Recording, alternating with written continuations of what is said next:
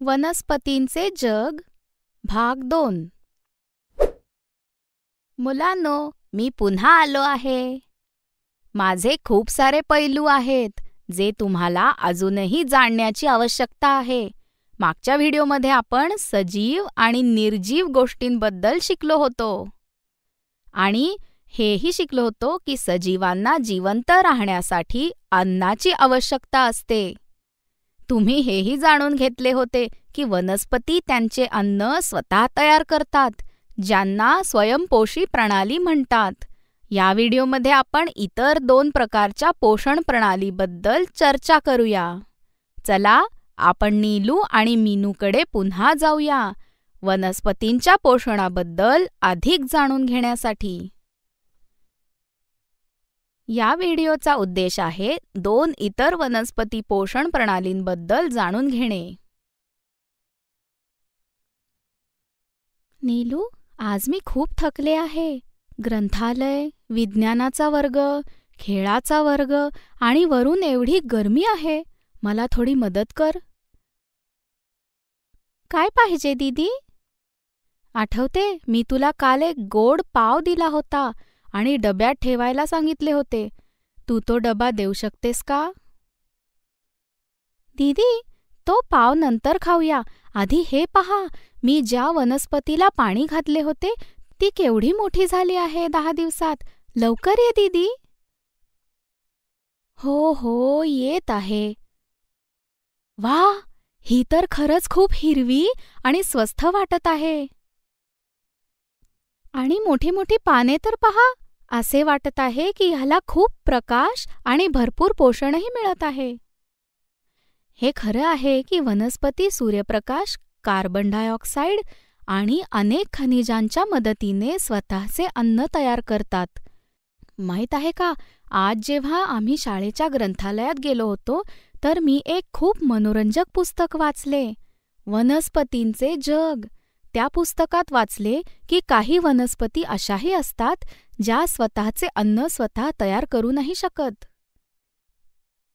दीदी, ही तर आश्चर्याची गोष्ट आहे. त्यांच्यात हिरवी पाने नसतात का? तू बरोबर बोलत आहेस. शाळेची घंटा वाजली होती, त्यामुळे पूर्ण माहिती वाचू शकले नाही. पण हे तर वाचले होते की त्यांना पाने नसतात. याचा अर्थ असा आहे की आपल्याप्रमाणे ते अन्नासाठी दुसऱ्यावर अवलंबून असतात. याचा अर्थ असा आहे की जेव्हा पाने नसतात तेव्हा क्लोरोफिलही नसते. बरोबर बोललीस तू. ही आश्चर्याची गोष्ट आहे की आपण वनस्पती आणि प्राण्यांवर आपल्या अन्नासाठी अवलंबून असतो, परंतु काही अशा वनस्पतीही आहेत ज्या त्यांच्या पोषणासाठी कुणा दुसऱ्यावर अवलंबून असतात. मला भूक लागली आहे. चल, काहीतरी खाऊया आधी. दीदी, काय वाचत आहेस? मी आज ग्रंथालयातून वनस्पतींचे जग नावाचे पुस्तक घेतले आहे. नीलू, इथे ये आणि बस. याच्यात वनस्पतींबद्दल खूप मनोरंजक वस्तुस्थिती आहे.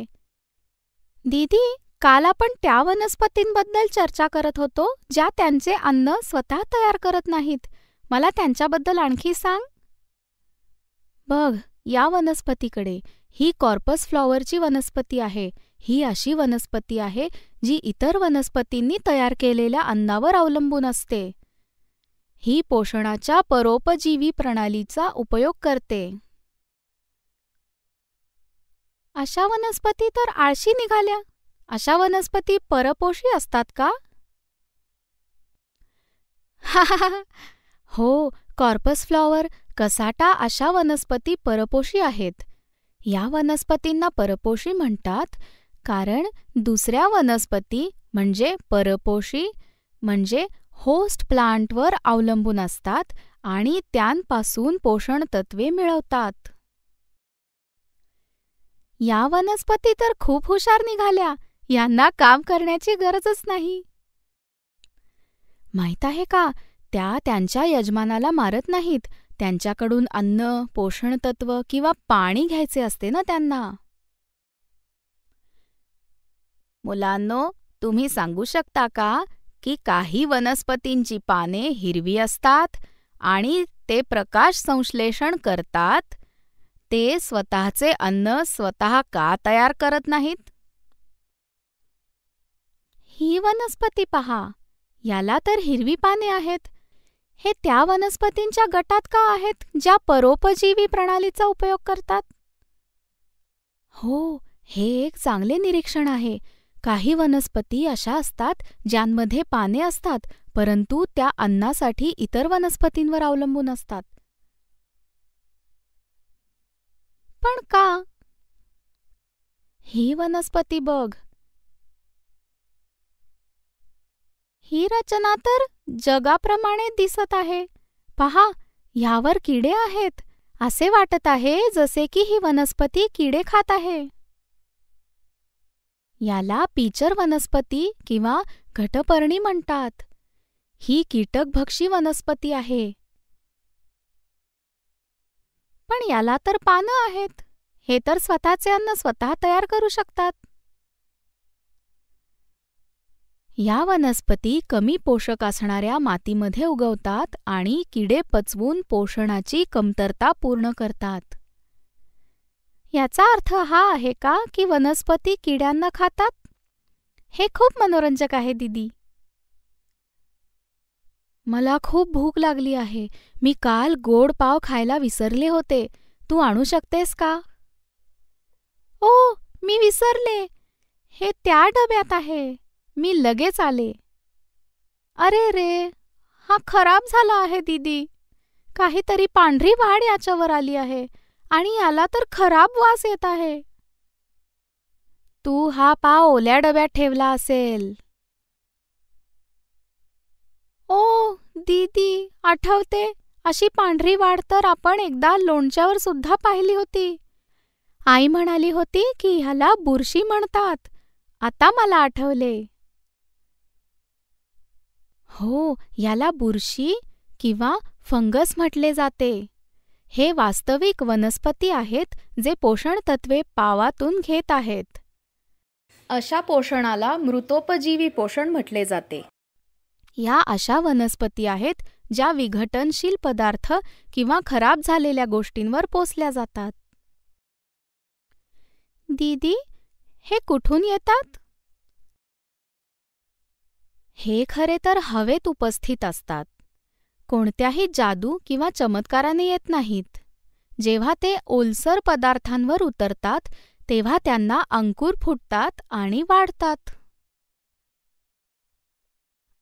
आज तर मी खूप काही शिकले. मी आता खेळायला जाईन.